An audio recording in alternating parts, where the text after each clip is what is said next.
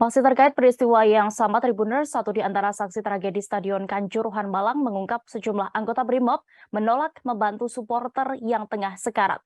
Mereka bahkan malah mendorong supporter yang tengah memapah supporter wanita lainnya yang sudah tidak berdaya dengan tameng.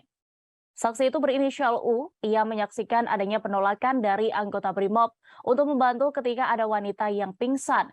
U menduga wanita tersebut pingsan lantaran efek dari gas air mata yang ditembakkan oleh anggota polisi.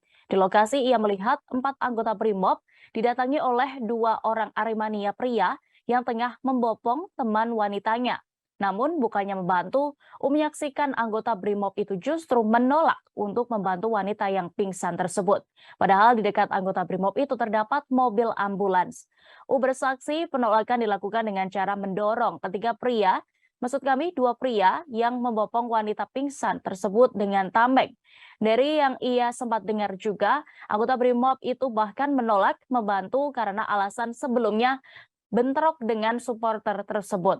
Tak hanya sekali, ia menyaksikan penolakan yang sama dilakukan 3 kali kepada orang-orang berbeda yang membutuhkan pertolongan.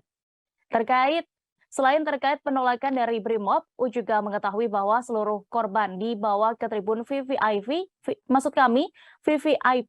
dan hanya ditangani dengan fasilitas seadanya.